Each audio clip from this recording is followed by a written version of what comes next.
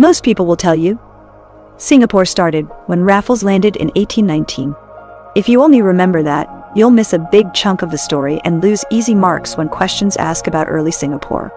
In this video, I'll show you how old Singapore really is, what Temasek was, and how historians even know all this from old maps, books, and objects.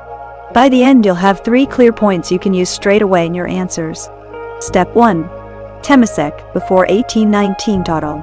Sup. The island didn't suddenly appear in 1819.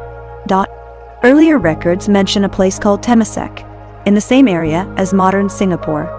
It was not a huge modern city, but it was already a small trading port in the Malay world.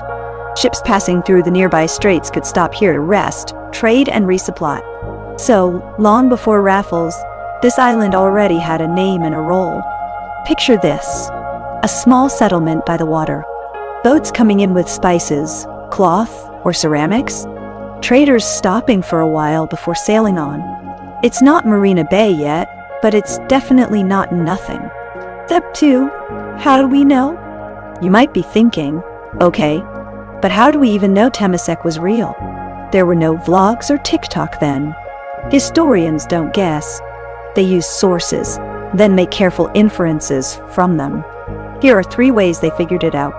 First, they study written records from surrounding kingdoms and traders.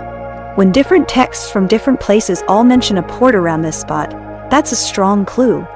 If a Chinese source, a Malay account, and a trader's log all talk about a port at the southern tip of the peninsula, historians connect the dots. Second, they look at old maps and travel accounts. The spelling might be different. Temasek, Singapura, other names. But if the maps place a port at the exact location where Singapore is today, historians can confidently say they're talking about the same place. Third, they examine objects found in the soil. Pottery fragments, coins, beads from other regions. If you find items from China, India, or Southeast Asia all in one spot, it suggests traders from those places passed through. These objects tell a story without words. This is exactly the same skill you use in source-based questions. You look at the source, think what it suggests, then infer what was going on. Step 3. Port of call. Why this place mattered. Over time, trade in the region changed. Some ports became powerful, others faded, but this island stayed in a strategic spot. A key idea you'll see in your book is port of call. Port of call just means a place where ships stop in the middle of a longer journey to rest, load or unload goods. Think of it like a long-haul flight. You might fly from Japan to Europe, but stop over at Changi Airport to rest and change planes. That stopover airport is your modern port of call. Because this island is next to a narrow sea passage used by many ships, it was a convenient stop.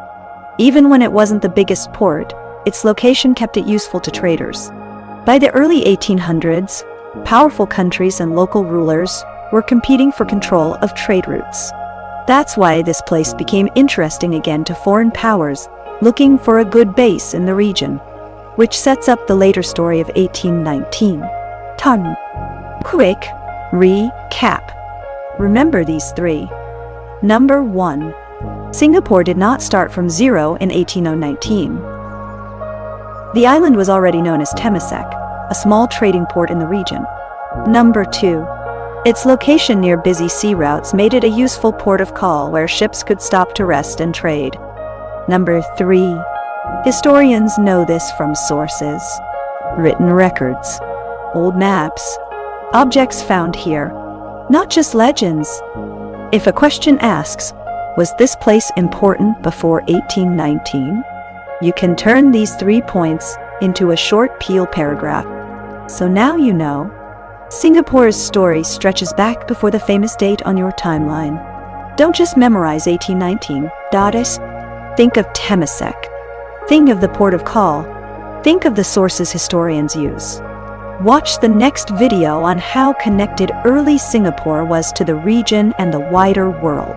Download the 1-page checklist linked below.